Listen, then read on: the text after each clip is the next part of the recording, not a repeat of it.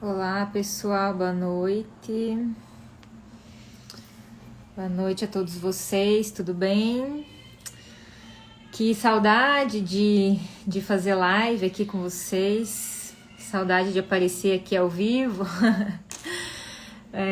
Tudo bem, gente? Hoje eu vou começar aqui no meu Instagram uma série de lives sobre a declaração de imposto de renda. Vão ser 4 lives, tá? Uma por semana, até o final de fevereiro.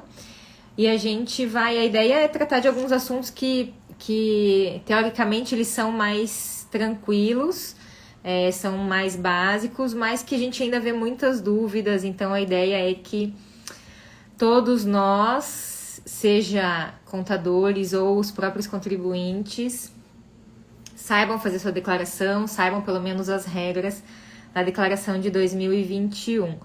Boa noite, Érica, Débora, o Everton, Dal, Mundo Contábil tá aí também, Tainá. Muito bom estar com vocês aqui, gente, tudo bem? Marisa, William, boa noite para vocês. Saudades! Saudades das aulas também, né? Eu tô na expectativa aqui de começar de novo também. Logo a gente volta, né? Tá, ou presencial ou digital, mas logo a gente tá de volta aí nas aulas. Mas a gente mata saudade aqui no Instagram também, né?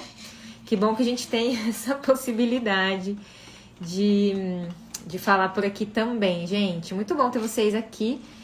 Eu quero falar hoje sobre o primeiro tema da declaração de imposto de renda, que é a obrigatoriedade de entrega da declaração, tá?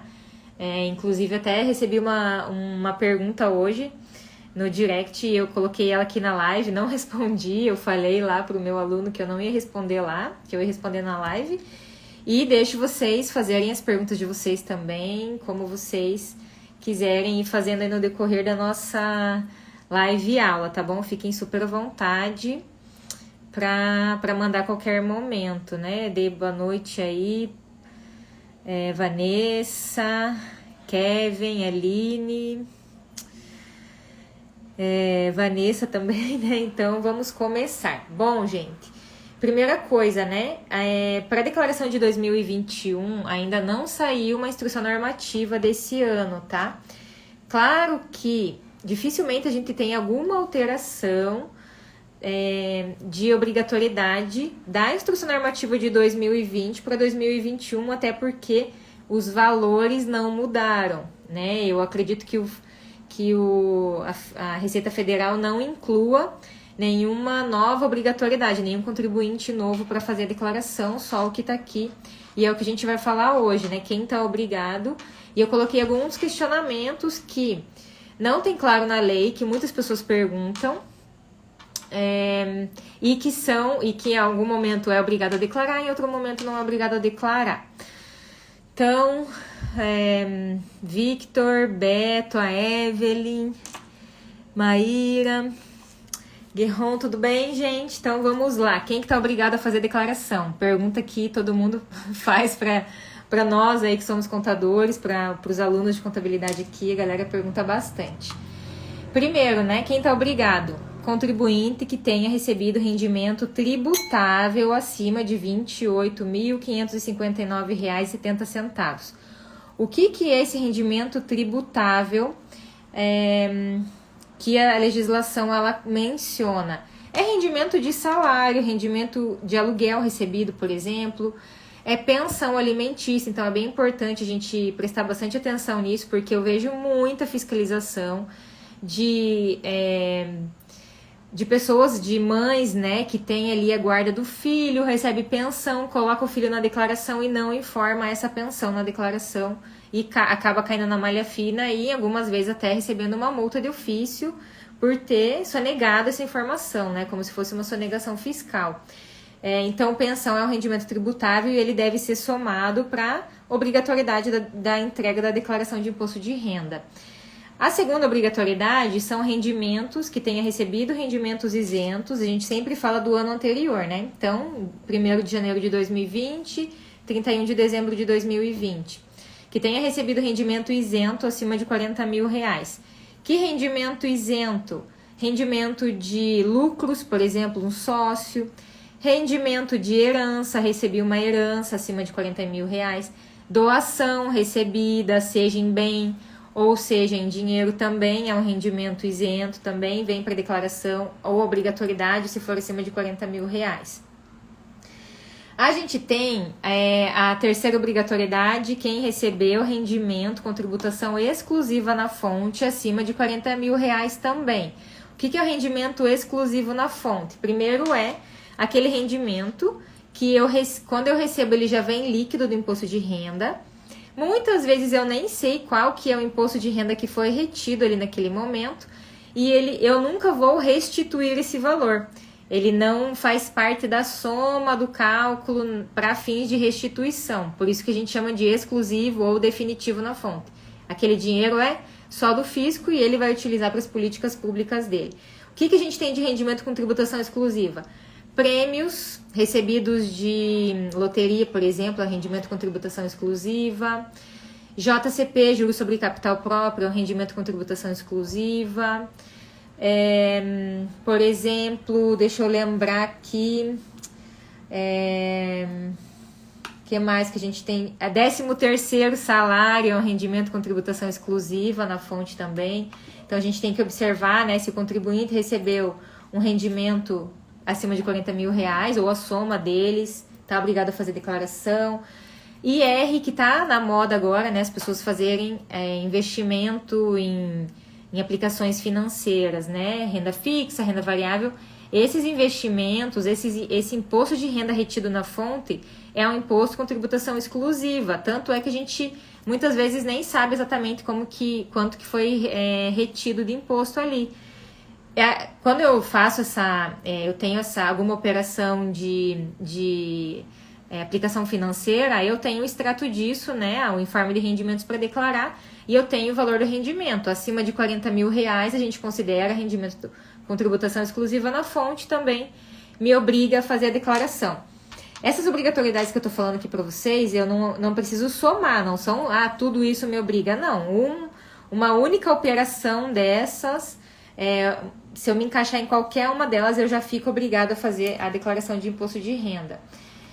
A próxima obrigatoriedade é para aquele contribuinte que fez algum tipo de operação, que teve ganho de capital, então vendeu um bem com ganho, vendeu uma própria ação com ganho de capital, sujeito ao pagamento do imposto de renda. Não quer dizer que eu não paguei porque eu tive isenção. Eu estava sujeito, eu tenho que declarar, né? Eu não paguei porque deu abaixo do valor. Então, estava sujeito a pagamento, eu tenho que fazer a declaração.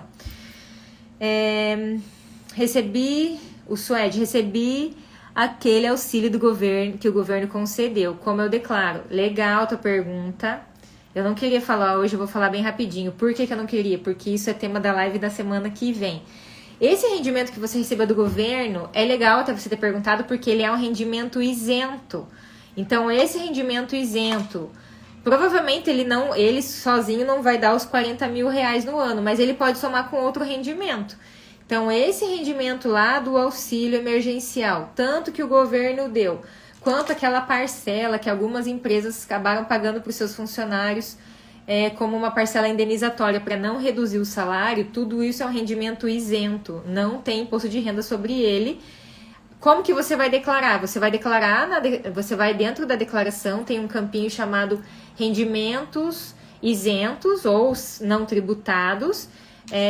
Não sei se a Receita Federal vai mudar a declaração desse ano com essa informação. A gente tem que esperar sair o programa, mas tem duas opções. Ou você vai colocar na última linha lá, que é outros, ou se sair alguma coisa nova nesse programa, deve ter lá uma linha para auxílio emergencial. Então, você vai ter que informar de uma das duas formas, mas sempre na fichinha de rendimentos isentos, tá? Esse rendimento ele não é tributado. Uma outra questão de obrigatoriedade, muito importante, que poucas pessoas acabaram observando no ano passado, ano retrasado, e caíram em malha fina. Eu tive um contribuinte, um cliente esse ano, que teve que fazer declaração em atraso, pagou multa, Ele não estava obrigado por renda, por rendimento, por nada, mas ele fez operação na Bolsa de Valores, pequena, mas ele fez a movimentação. Quando a gente faz qualquer operação na Bolsa de Valores, por mais que seja R$1, já me obriga a fazer a declaração de imposto de renda também. Claro que eu não vou informar só a operação da Bolsa, eu vou informar todas as outras movimentações que eu tenho, mas se eu fiz essa movimentação na Bolsa de Valores, eu também estou obrigada a fazer declaração. Isso é muito importante, poucas pessoas têm observado essa regra na legislação. Parece que essa obrigatoriedade está escondidinha na instrução normativa, sabe? Então, a gente já tem que deixar isso bem claro. Pessoas que tenham bens e direitos acima de R$300 mil em 31 de dezembro. Então, lembrem-se que a declaração de imposto de renda é uma foto de 31/12. Se naquela data os meus bens, a soma do meu patrimônio, veículo, imóvel, conta bancária, participação societária, tudo que tiver lá na fichinha de bens e direitos, se eu somar e ultrapassar R$300 mil, me obriga também a fazer declaração de imposto de renda.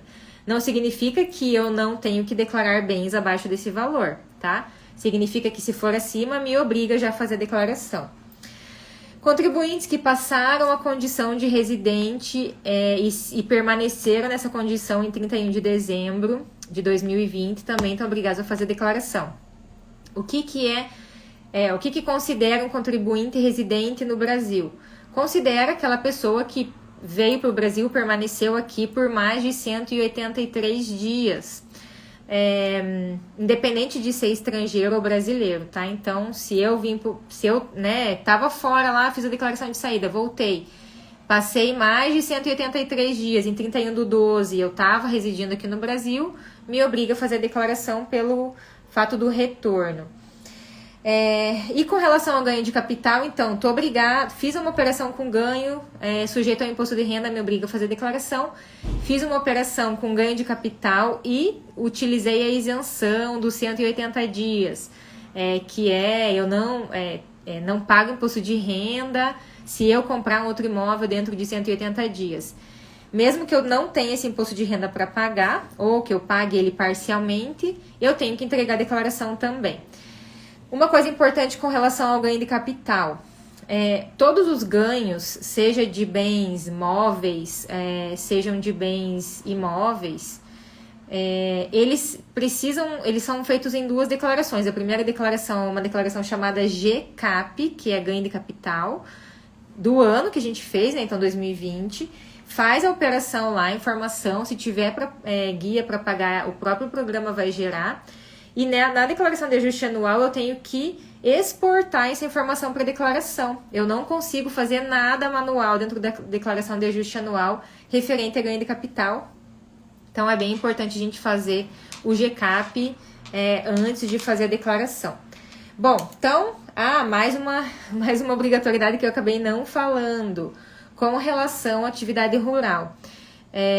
Criptomoeda também, Gabi. Criptomoeda é muito bom. Quando a gente está falando de... Bom, aí não sei se a tua pergunta é do ganho, mas ou dos bens. De qualquer forma, nos dois casos funciona. Então, se eu tiver criptomoedas, ou se a soma dos meus bens mais as minhas criptomoedas ultrapassarem R$300 mil, eu tenho que fazer a declaração. Inclusive, lá no perguntão da pessoa física, as criptomoedas são consideradas como bens ativos das pessoas físicas. Tanto é que quando o contribuinte vende, ele teria que fazer o ganho de capital, gerar lá o DARF para pagar. O problema é que o fisco ainda não rastreia, né? É meio complicado essa condição, né? Não sei como que tá hoje, mas a gente tem que fazer a informação sim, coloca na declaração e apura o ganho de capital se fizer a venda com lucro. Então, nos dois casos, tanto para bens e direitos, ela vai somar lá na fichinha para fins de obrigatoriedade, quanto para o ganho de capital, se eu vender com ganho, eu também tenho que pagar imposto de renda sobre essa criptomoeda, que ela vai virar um ativo, né? Como se fosse um bem, vamos chamar de bem imóvel aí, para fins de bem digital, né? Para fins de apuração de imposto de renda, tá? E com relação à atividade rural, que também está obrigado a fazer declaração, é o produtor rural que teve uma renda, isso também não muda há anos, né, por causa da tabela progressiva, que não muda desde 2015, acima de 142.798,50, obriga o produtor rural a fazer declaração. Ah, meu rendimento foi abaixo desse valor.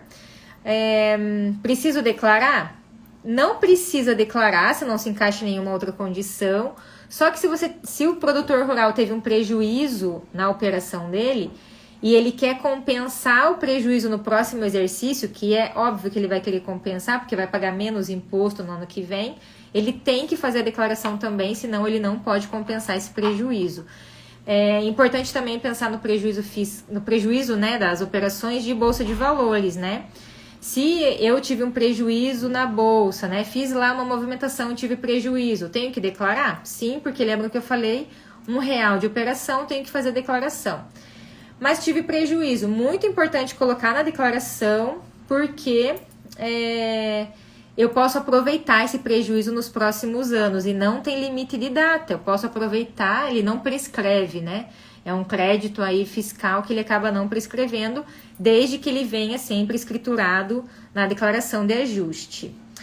Tenho contas na Suíça, preciso declarar? Bom, aí vamos pensar bem, né? Se você tiver saldo, muito legal a tua pergunta, até vou entrar aqui na instrução normativa, porque o que ela fala? Tem que olhar o saldo da conta. Eu sou daquelas que declaro tudo, as minhas declarações, elas têm todas as informações, eu sou chatíssima para fazer declaração, eu adoro fazer, mas eu coloco todas as informações. Eu gosto de acompanhar a evolução patrimonial, sabe? Mas a norma, ela fala que as contas bancárias do contribuinte, claro que conta em qualquer lugar que ele tiver, tem que declarar, até porque, vamos pensar, se você faz uma aplicação lá fora, né? E você tem rendimento, isso você tem que declarar também. Vai ter imposto de renda pago lá, tem que ver se tem um acordo de bitributação com o Brasil para pagar menos imposto aqui. Então, esse rendimento tem que vir de algum lugar. É o débito e o crédito da contabilidade. Tem que vir de algum lugar. Da onde que veio? Veio do dinheiro que eu tenho aplicado lá fora. Ah, mas não está declarado, entendeu? Então, eu sempre tenho que declarar, porque qualquer rendimento que vem a partir daquilo ali, o fisco tem como saber, ele teve esse rendimento porque tem essa conta aqui com esse saldo, tá? Então, sim, declara. Só que a instrução normativa já é de anos anteriores, já vem a mesma coisa, então não deve mudar esse ano. Ela fala o seguinte: as contas bancárias do contribuinte, elas devem ser declaradas quando o saldo, em 31/12, for superior a R$140. Se for inferior a isso, tem R$10 na conta. Sou obrigada a colocar a conta? Não. Mas se for acima dos 140, e eu já tô nos critérios de obrigatoriedade, já tô fazendo a declaração, daí sim eu tenho que fazer a informação das minhas contas bancárias, tá? Então, declara tudo, todos os bens aí que você tem, até porque vamos pensar que tem aí um saldo,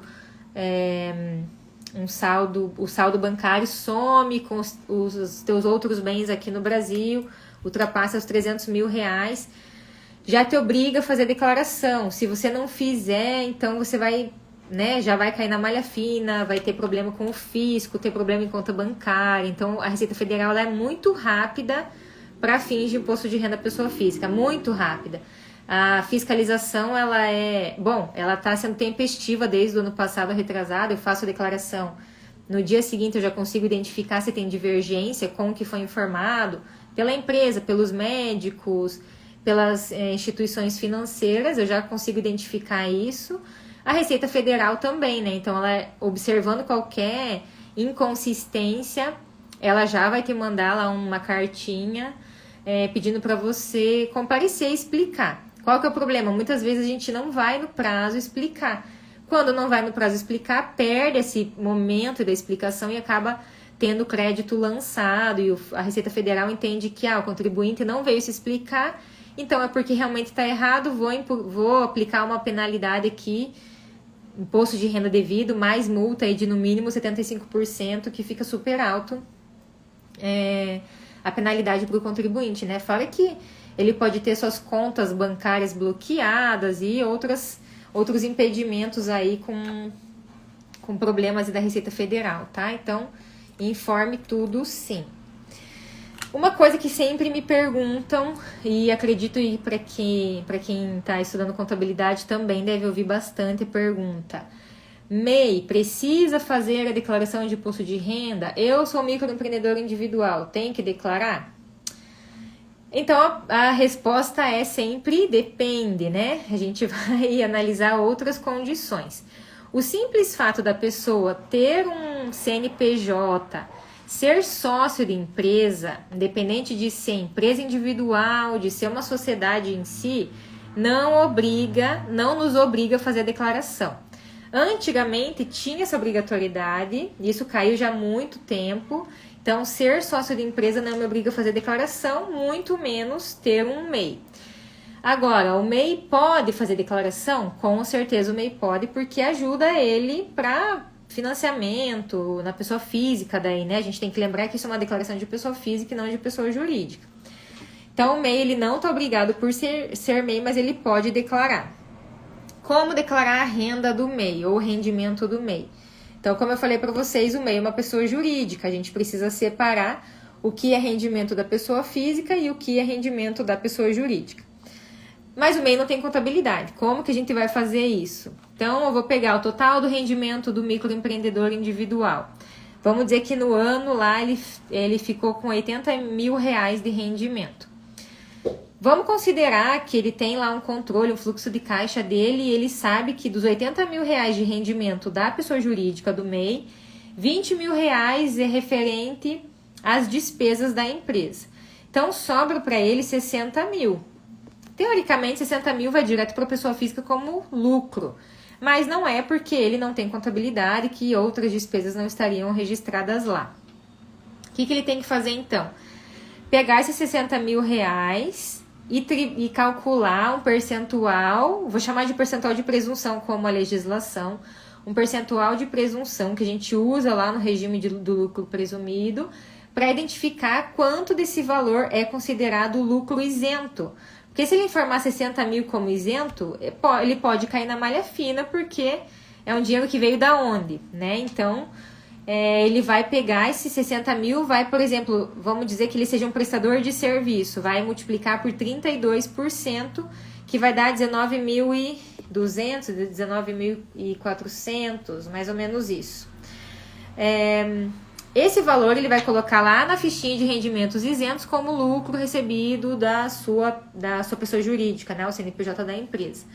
E o que for diferente disso, ele vai declarar lá na fichinha de rendimentos tributáveis, também recebido da pessoa jurídica. Uma coisa muito importante, então vamos dizer, eu coloquei 19 mil como rendimento isento, sobrou 40 mil reais. Se eu pegar 40 mil reais e colocar como rendimento tributável e não tiver nenhuma despesa, eu vou pagar imposto de renda, né? Então, eu vou ter esse rendimento e vou pagar imposto de renda na declaração. Então, a gente tem que pensar em estratégias para o MEI não ter que pagar esse imposto de renda na pessoa física dele. Então, a gente tem que informar lá o limite para não pagar o imposto de renda, que é o dos 28 mil reais de obrigatoriedade, certo? Então, a gente tem que pensar como que vai fazer essa declaração e colocar o rendimento isento bem certinho, para que o MEI não precise pagar imposto de renda na declaração de ajuste anual, tá? Muitos MEIs não fazem a declaração, por ser MEI não tem obrigatoriedade, mas ele pode fazer se quiser, porque ajuda ele em financiamento, ajuda ele em empréstimo, mas aí mais na pessoa física do que na pessoa jurídica, porque na PJ ele tem a declaração do MEI para fazer também, tem as notas fiscais que ele pode apresentar, extrato da conta bancária e tudo mais. Legal, então sabemos com relação ao MEI essa questão da obrigatoriedade. E aí tem mais uma questão que tem uma obrigatoriedade de fazer declaração, que não está na instrução normativa, naquela listinha de critérios de obrigação, que a gente às vezes acaba esquecendo, que é o espólio. O espólio tem que fazer declaração de ajuste. O que é o espólio? Então, o espólio é o nome que a gente dá para o conjunto de bens, direitos e obrigações de uma pessoa falecida e que está passando por um processo de inventário.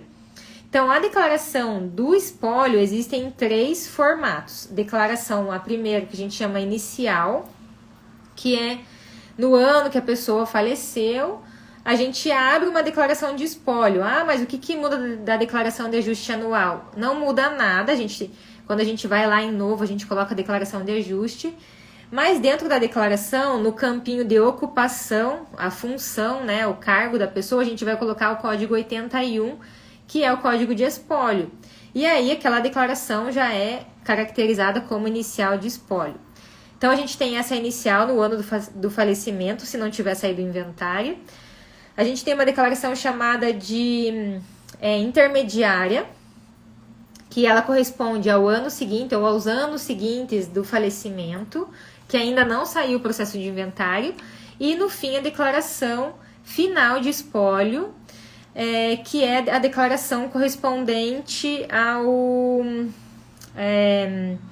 ao ano que saiu, ao ano seguinte, né, que saiu o processo de inventário. Então teve a partilha de bens. Importante também a gente pensar com relação à partilha de bens o seguinte: se for uma partilha amigável feita no cartório, a gente sempre vai olhar o ano anterior. Ah, saiu no ano passado o inventário, nesse ano, até 30 de abril, eu vou fazer essa declaração de imposto de renda. Estou fazendo um processo judicial de partilha de bens, tá? Uma partilha de bens que é fora do cartório, é na justiça. Quando que eu posso fazer a declaração? Então, eu posso fazer a declaração. Saiu no ano passado a decisão. Só que a decisão, ela pode ser uma decisão inicial e ainda não ter transitado em julgado. Transitado em julgado é quando ninguém mais pode recorrer. Então, se saiu no ano passado e não transitou em julgado até o último dia do mês de fevereiro do ano vigente, eu faço a declaração só no ano que vem, se o trânsito em julgado sair a partir de março desse ano. Tá? Então, vamos pensar numa declaração de espólio lá que saiu o inventário no ano passado, 2020, foi uma decisão judicial, só que foi, né, alguém está recorrendo e ainda não foi transitado em julgado. Passou o mês de fevereiro, não foi transitado em julgado. Não faz a declaração final esse ano, faz a intermediária. Se sair o trânsito em julgado entre março e dezembro desse ano, aí sim faz a declaração final no ano que vem. Para que serve a declaração final de espólio? A intermediária e a inicial é para a gente mostrar ali para o fisco o conjunto desse patrimônio. Esse patrimônio ele vai ser distribuído para os herdeiros depois. Então, os herdeiros vão receber isso nas suas declarações. E na declaração do espólio vai ser distribuído bem certinho o percentual conforme está na partilha. E no momento que eu faço a declaração a final de espólio, é o momento que eu baixo o CPF daquele contribuinte na Receita Federal. Se eu não fizer essa declaração, o CPF ele fica ativo ainda na Receita Federal. Então, pode ser que tenha multa lá, que fique correndo juros, pode ser que tenha alguma a utilização incorreta do CPF. Então, pode acontecer inúmeras questões se a gente não fizer a declaração final de espólio, porque daí ela encerra o CPF daquele contribuinte, ele não vai mais receber nenhum tipo de cobrança da Receita. Então, o CPF, nesse momento que ele é baixado. Por isso que a declaração final de espólio ela é obrigatória. Aliás, a declaração de espólio também é obrigatória para fins de imposto de renda. E aí, lá na declaração de ajuste, eu tenho 3 declarações, né? A declaração de ajuste anual, a declaração de saída definitiva e a final de espólio. A final de espólio eu faço só depois que sair o inventário, então. Certo, gente? Bom, essas são as condições de obrigatoriedade da declaração de ajuste. Dos prazos, então a gente falou da operação de bolsa de valores, que é muito importante a gente saber que tem essa obrigatoriedade. Com relação à isenção, que me perguntam bastante também, né? Antigamente existia, talvez não seja da época de vocês que estão aqui comigo hoje, existia uma declaração de isenção. A gente fazia a declaração, entrava lá no site da Receita Federal e declarava ser isento para o imposto de renda. Hoje não existe mais a declaração de isenção. Se eu não fiz a declaração é porque eu estou isento. E aí muitas pessoas perguntam, mas quem que é isento? Então a gente tem que olhar Quem recebeu rendimento abaixo dos 28.559 é isento do imposto de renda, não precisa fazer declaração de ajuste. Quem tenha bens abaixo dos 300 mil reais, quem não se enquadra em nenhuma daquelas regras é considerado isento. Dependente de declaração. Então, eu entro na declaração como dependente. Eu também não faço a declaração. É como se eu fosse isento, porque eu estou entrando como dependente na declaração de outra pessoa. O Newt, ele tá aqui na minha frente, dormindo, mas ele tá bem pertinho aqui da gente hoje, participando. Ele já tava aqui dando uma passeada, mas agora ele resolveu descansar um pouquinho. Mas ele tá aí super ativo, participando. Deixa eu ver, tem uma pergunta aqui. Luciana, prof, solicitei isenção de IR no INSS para minha tia que tem alienação mental. O INSS deferiu. Não sei se tem mais alguma pergunta aqui. Tá. Preciso declarar? Beleza, vamos ver. Pensão alimentícia entra nesse total? Tá, vamos começar aqui com a pergunta da Luciana. Assim, ó, existe isenção para doenças graves, tá? Então, existe a isenção. Que tipo de isenção? Você falou aqui que é do INSS, né? Vou ter que vou ver se eu volto para a primeira. Voltei. Não vem mais o IR. Perfeito. Se é um rendimento de aposentadoria ou pensão por morte, pensão da Previdência, né? Ele entra como rendimento isento, sim. E aí depende. Eu preciso declarar ou não. Isso é um rendimento 100% isento. Deve ser aposentadoria ou pensão, né? Só fale para mim se é isso, para não te dar uma informação errada aqui. Imagino que seja. Se for eu já vou responder aqui, tá, gente?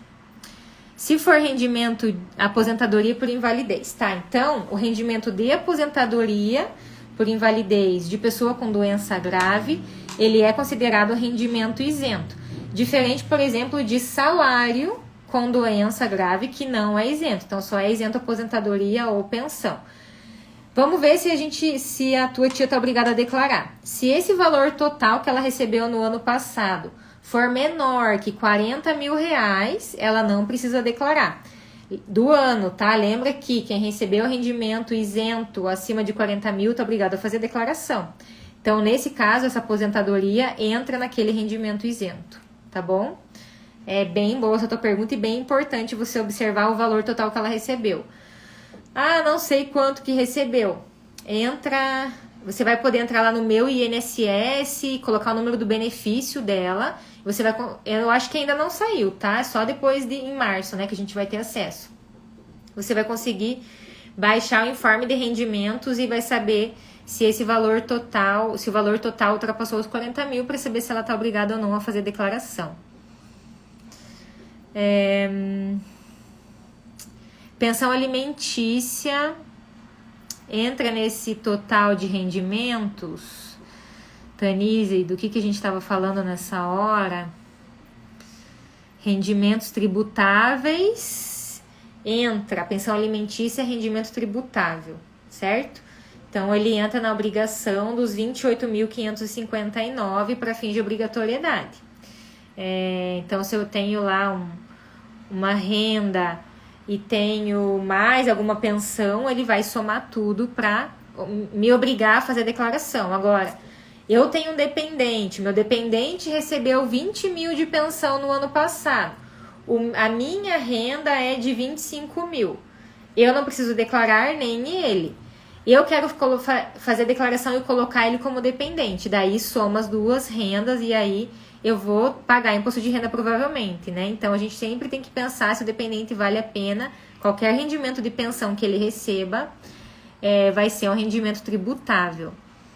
O MEI é isento mesmo recebendo teto mensal? O MEI é isento. Boa pergunta, Felipe. O MEI é isento mesmo recebendo esse teto, mas assim, ó. Esse teto é da pessoa jurídica, do CNPJ do MEI. Mas o MEI, né, a gente sabe que fica tudo para ele, porque não faz contabilidade, né, e às vezes a despesa é muito pequena. Isso, na verdade, o MEI foi criado como uma forma de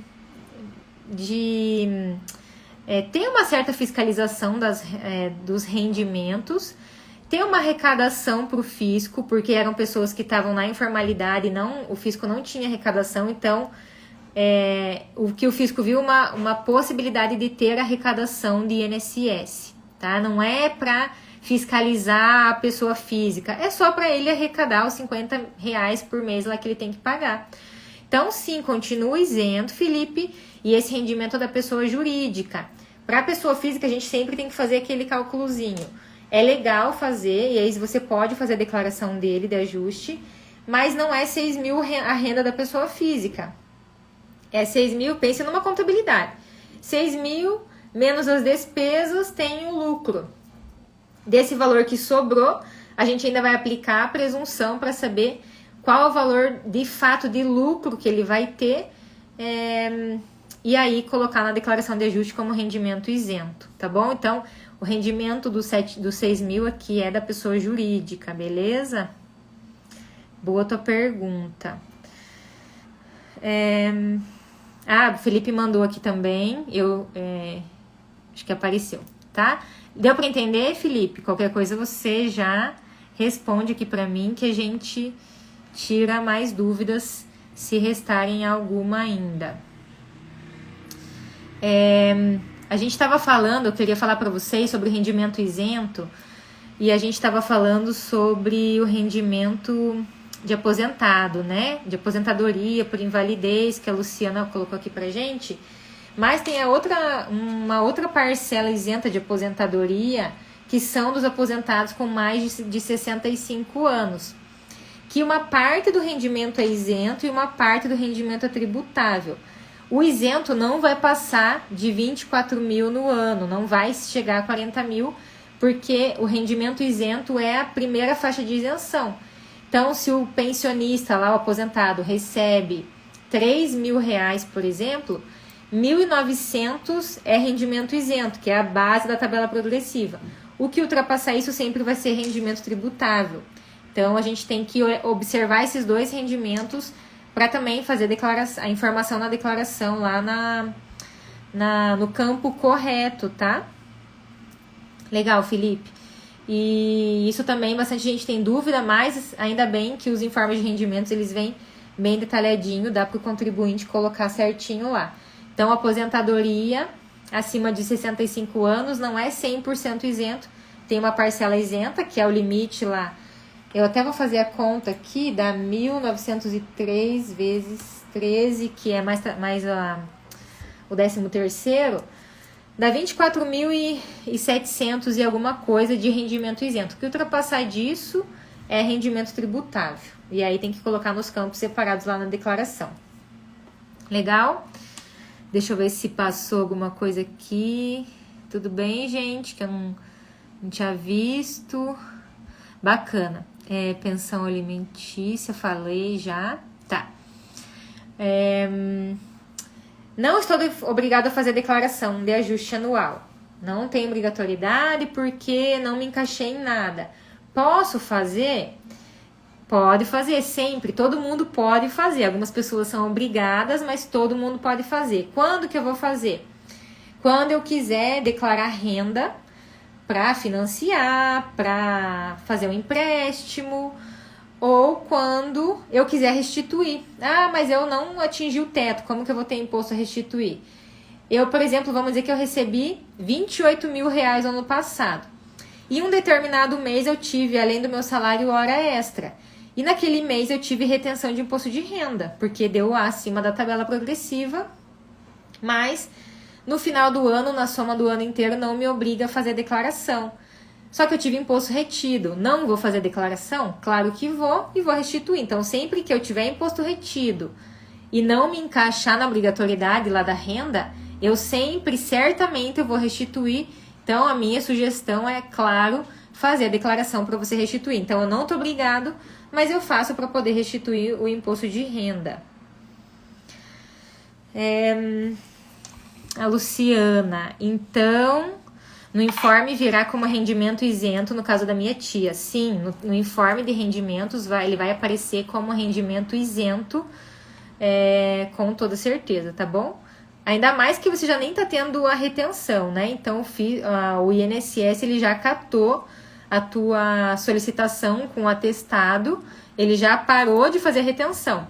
Se você fez isso no ano passado, 2020, no decorrer do ano, e ela já teve renda tributada de forma indevida, esse rendimento, ele vai vir, esse imposto de renda, ele vai vir no campinho de imposto retido, mesmo que você não tenha rendimento tributável. Então, o que você vai fazer na declaração dela se aconteceu isso?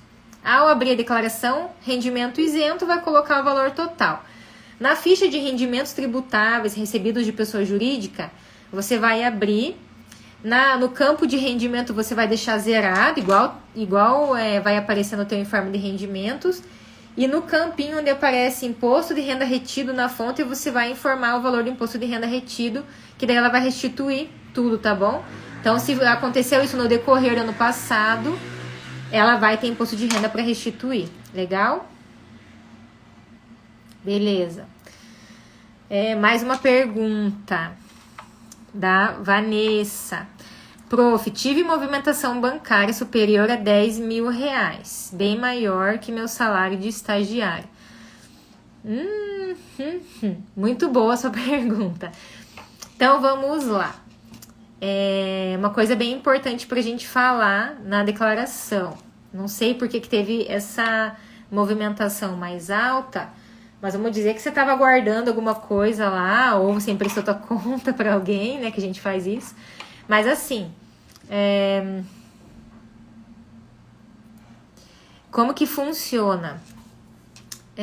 Na declaração de ajuste anual, a gente não informa a movimentação. Então, o fisco ele não pede o filme do ano, entendeu? O fisco ele pede a foto de 31/12. Então, você vai tirar teu informe de rendimentos e vai colocar o saldo de 31 de dezembro lá. Quanto que você tinha em 31 de dezembro de 2019, quanto que você tinha em 31 de dezembro de 2020. Qual que é o problema disso? É a variação do patrimônio, esse aumento do teu patrimônio de um ano para o outro.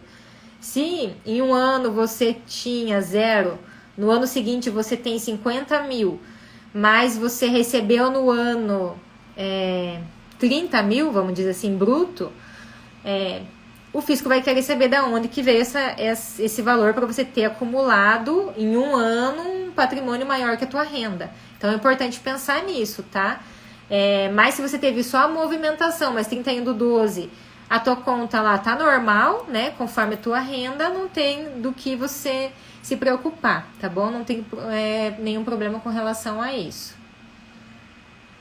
O que vale é o saldo de 31/12, isso mesmo, Tanise, 31/12 que o fisco ele vai prestar atenção, né? Ele vai olhar o saldo de 31 de dezembro, beleza? Deixa eu ver essa pergunta agora. Da Ju. Se o MEI elaborar o livro caixa, ele pode distribuir os resultados acima da presunção? Se ele tiver um livro caixa, ele pode. Porque daí ele vai informar o rendimento. A questão é assim: emprestei a conta. Eu imagino. Presta atenção em 31/12, vê o que vai aparecer lá. E se você tiver dúvida, depois você me manda um direct e a gente. Que eu te oriento, qualquer coisa, tá bom? Mas respondendo a Ju, o MEI ele pode sim, Ju, se ele, o livro caixa, assim, pro autônomo, pro MEI ali, ele vai ser considerado como se fosse uma contabilidade. Então, se ele fizer esse livro caixa, ter essa escrituração guardada, ele pode distribuir o lucro acima do limite de presunção. O que a gente fala aqui na declaração é porque o MEI, por lei, ele não precisa fazer a contabilidade. Então, ninguém sabe o lucro dele, né? E aí a legislação determinou que o lucro dele vai ser com base na presunção que está prevista lá na lei para o lucro presumido. Mas se ele tem contabilidade, a gente distribui o que está escriturado contabilmente e aí ele vai ter um lucro isento maior. Mas pense no rendimento tributável também. né? Que de certa forma a pessoa física ali vai acabar tendo um prolabore, vamos dizer assim. Então é interessante colocar uma parte do rendimento como tributável. Ele não vai tributar porque a gente vai colocar abaixo do limite, mas ele aparece como tributável, entendeu? Então a gente faz essa divisãozinha para não ficar tudo como lucro, tá? Então bem interessante fazer isso também. E é super normal a gente fazer as operações nesse formato, beleza? Legal, gente. Deixa eu ver se eu passei alguma pergunta aqui. Acho que não. Acho que não. Se eu passei alguma pergunta que eu não respondi, vocês já me mandem aqui de novo que talvez ela tenha passado. Deixa eu ver se eu falei. Uma última coisa que eu queria falar para vocês. Tem um valor mínimo de isenção para declarar veículo? Tem sim, boa pergunta. Eu até ia entrar mais ou menos nessa pergunta que eu tenho agora. Boa pergunta, Marcelo. Lembram que eu falei para vocês que o fisco, depois que eu tô obrigado a fazer declaração, o fisco diz que se a minha conta, o saldo da minha conta bancária for maior que R$140, eu tenho que declarar essa conta. Para os bens também. Então, ele coloca que os bens móveis, aliás, exceto para veículos, né? Exceto para veículos, mas ele coloca que os bens móveis, se forem acima de R$5.000, eu tenho que colocar ele na minha declaração. O que for inferior, eu não preciso declarar. E ele fala, o que for inferior, exceto veículos automotores. Então, o veículo, de certa forma, ele vai ser informado independente do valor ali, né? Aí ele coloca conjunto de bens, ações, por exemplo. Eu participo de uma sociedade com uma cotinha lá, 1%. Tenho que informar? Se o valor da minha cota for superior a R$1.000, eu tenho que declarar. Mas lembra que eu falei para vocês, eu sou daquelas que declaro tudo. Não importa se o veículo vale menos, não importa se a conta bancária está com saldo menor, porque eu gosto de acompanhar a evolução dos anos na declaração de ajuste anual. Então, a minha sugestão é colocar todas as informações importantes lá, tá? Eu recebi uma pergunta no Instagram hoje e foi um aluno meu que perguntou duas coisas, né? Ele falou o seguinte, ele perguntou se foi aprovada a lei que somente contadores podem fazer declaração de ajuste anual e a lei que iria obrigar a declarar imóvel mesmo sendo abaixo de 300 mil. Um Fusquinha declara, isso mesmo, Marcelo. Então, assim, primeiro, como eu acabei de falar, né?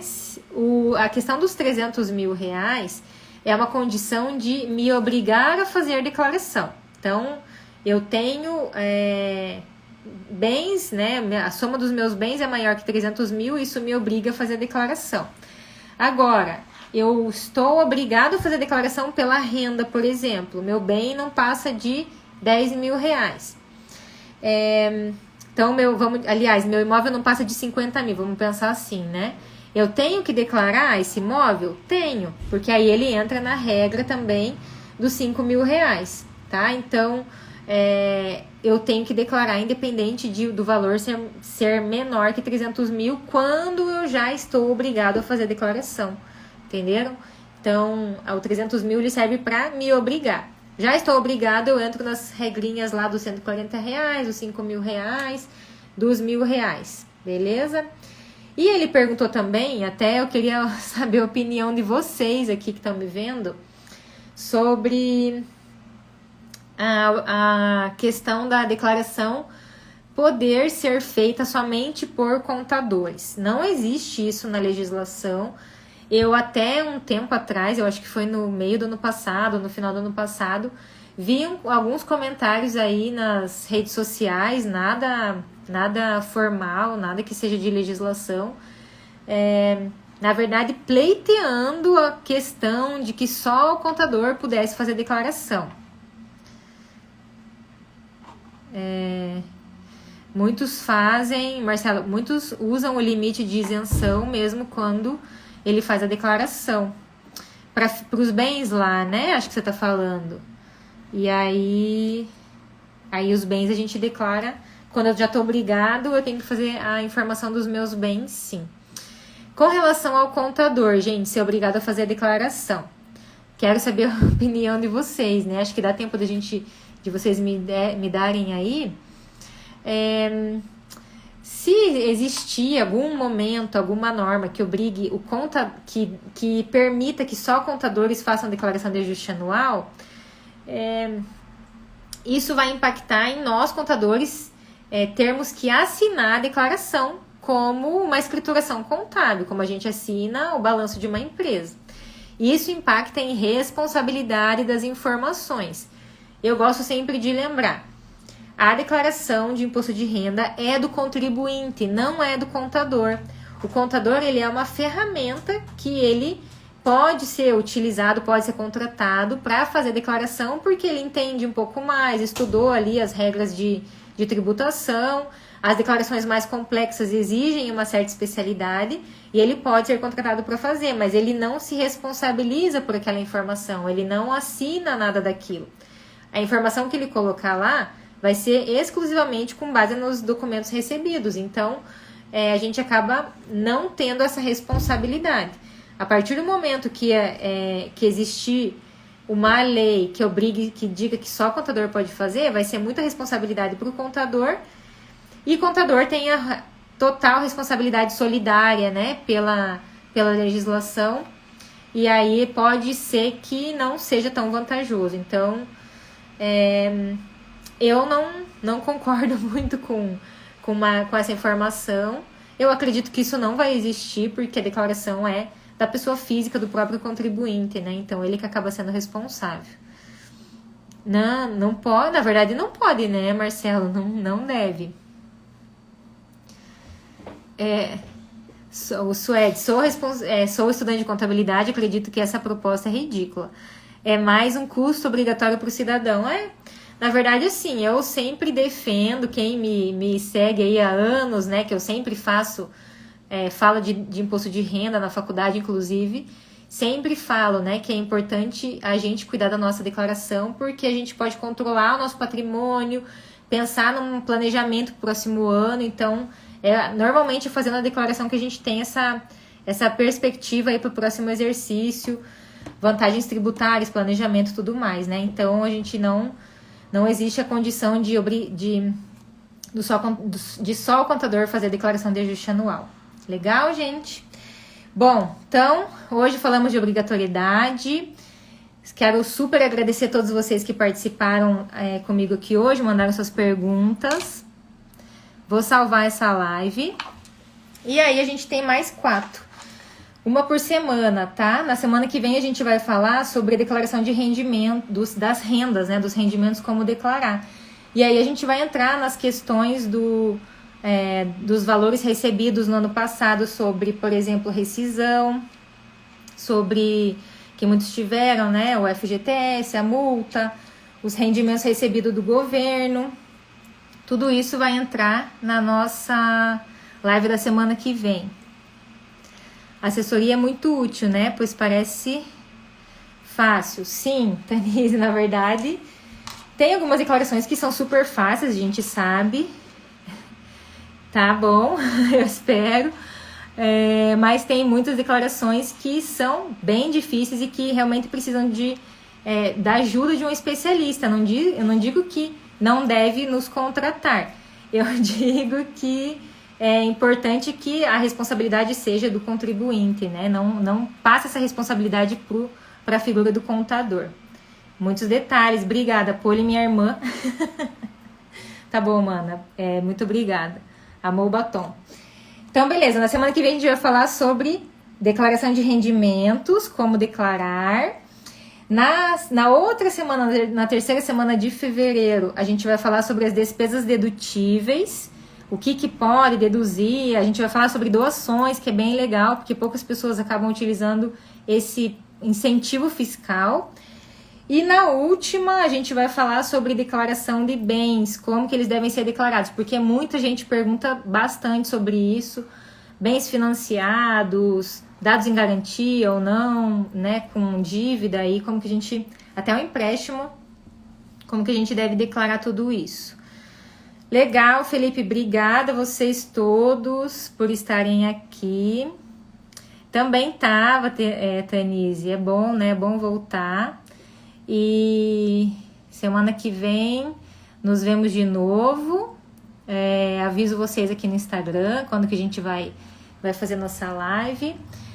Espero todos vocês de novo aqui. Já vão acumulando aí suas dúvidas pra gente tirar todas elas na próxima semana. O Herbert falou: se o contador errar, existe o seguro de responsabilidade civil profissional, aí ajuda ele a se proteger. Tem essa condição, tem essa possibilidade também, mas teria que fazer, né, o seguro, vamos pensar assim. E pensando na declaração, às vezes é tão rápida, né? Tem contribuinte que entra em contato com a gente no dia 30 de abril, dia 29, lá no prazo final de entrega. Nem dá tempo de pensar em fazer alguma coisa diferente aí. Então, a gente acho que a responsabilidade não vai continuar sendo do contribuinte, até porque o seu endereço é o dele que está ali, né? As informações são prestadas por ele. O que a gente tem que fazer nós como contadores, temos que orientar sempre, né? Então, a gente pegou uma declaração para fazer, por exemplo, vamos explicar sobre a declaração, fazer assessoria, como a Tanise falou, explicar a declaração. Eu pego vários aqui com muitos contribuintes que querem colocar, por exemplo, dependente que recebe pensão. Eu falei para vocês. Primeiro vamos ver se vale a pena colocar esse dependente, se não vai ter mais imposto para pagar. Então, sempre faço essa análise tributária também no momento da declaração, porque a gente conhece essa operação e pode passar essa informação para ele, né? Prof, se a empresa fechou e não declarou corretamente o imposto de renda do funcionário, o que fazer? O funcionário caiu na malha fina. Bom, Andressa, se o funcionário caiu na malha fina, ele tem dois momentos ali, né? Acho que vou tentar falar rapidinho antes que a live corte, tá? A empresa fechou, não tem como retificar, né?